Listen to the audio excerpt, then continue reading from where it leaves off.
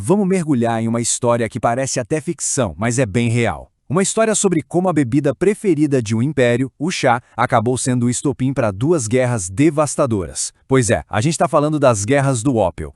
Parece meio maluco, né? Mas a resposta para essa pergunta está numa crise econômica gigante, que acabou forçando a maior potência da época a tomar uma atitude, digamos, bem radical e moralmente complicada. Vamos entender essa história direito. Para a gente entender o conflito, precisamos voltar no tempo. Lá para o início do século XIX. Naquela época, a balança comercial entre a Grã-Bretanha e a China era uma via de mão única, com uma vantagem esmagadora para os chineses. E olha, quando a gente fala insaciável, não é exagero. Para se ter uma ideia, o consumo de chá na Grã-Bretanha saltou de umas 13 mil toneladas em 1720 para, pasmem, 360 mil toneladas em 1830. Chá, seda, porcelana era o que estava na moda na Europa. E aqui começa o grande problema para os britânicos. A China era praticamente autossuficiente, não se interessava por quase nada que a Europa produzia e, para piorar, eles só aceitavam um tipo de pagamento: prata. E isso estava criando um rombo gigantesco nas contas do império.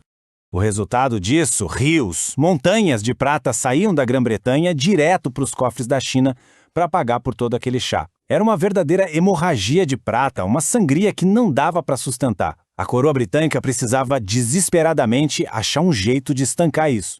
E a solução encontrada foi um produto que não só ia reverter o fluxo de prata, mas também criar uma crise social de proporções épicas na China. O nome desse produto? Ópio. O plano era até simples, mas devastador. A Companhia Britânica das Índias Orientais ia produzir ópio em escala industrial na Índia e contrabandear para dentro da China. A meta era criar um novo mercado, o mercado de viciados, para finalmente equilibrar a balança comercial. E a velocidade com que isso cresceu foi assustadora. O que já era um problema no começo dos anos 1820, simplesmente quadruplicou até 1835. E em 1839, o volume de ópio que entrava ilegalmente na China já era astronômico. Pensa bem nesse número: 450 toneladas, em um único ano.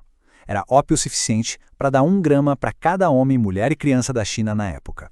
A Grã-Bretanha não estava só vendendo um produto, estava exportando uma epidemia de dependência química. Bom, diante de uma crise social e econômica desse tamanho, o governo chinês percebeu que precisava fazer alguma coisa e rápido. A própria estrutura do império estava ameaçada. O problema era duplo, sabe? Primeiro, toda aquela prata que a China tinha acumulado por séculos, agora estava indo embora para pagar pela droga. E segundo, a população, incluindo o exército, estava sendo simplesmente dizimada pelo vício. Esse alerta desesperado de um ministro para o imperador Dao Guang mostra bem o tamanho do buraco em que eles estavam. Era uma questão de sobrevivência nacional. O império tinha que agir antes que fosse tarde demais.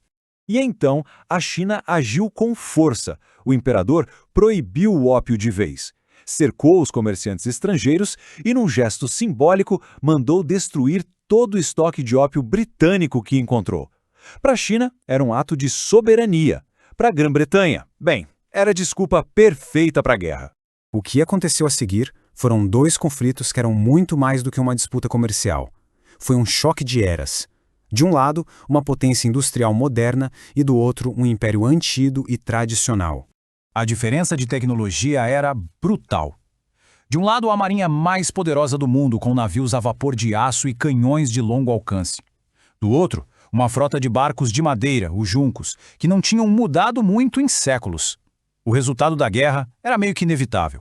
A Primeira Guerra, de 1839 a 42, foi uma vitória esmagadora dos britânicos, e aí pouco mais de uma década depois, na Segunda Guerra do Ópio, a França ainda se juntou à Grã-Bretanha para arrancar ainda mais vantagens da China, que já estava bem enfraquecida. E o Tratado de Nanquim, que encerrou a Primeira Guerra, foi tão injusto que entrou para a história. A China foi forçada a pagar pela guerra que perdeu, a abrir seus portos na marra, inclusive para o comércio de ópio, e ainda por cima teve que entregar a ilha de Hong Kong. Foi o primeiro dos chamados Tratados Desiguais. Mas as consequências dessas guerras vão muito além dos tratados. Elas abriram um período que moldou a China moderna de um jeito muito profundo, e que tem ecos até hoje. A abertura desses portos de tratado foi um ponto-chave. Na prática, eram como se fossem pequenas ilhas de soberania estrangeira dentro da China. Nesses lugares, os estrangeiros não precisavam seguir as leis chinesas, o que era um símbolo constante da soberania perdida e uma fonte de muito ressentimento. E esse conceito ele é fundamental para entender a China de hoje. O século de humilhação é como eles chamam esse período de intervenção e domínio das potências ocidentais e do Japão, que começou justamente com a Primeira Guerra do Ópio. Essa memória histórica ainda influencia e muito a política externa e o nacionalismo chinês. E claro, a consequência mais visível, mais concreta disso tudo foi Hong Kong. A ilha foi entregue em 1842 como resultado direto da guerra e ficou sob domínio britânico por 155 anos. Só foi devolvida à China em 1997, um momento super simbólico que meio que fechou esse capítulo da história.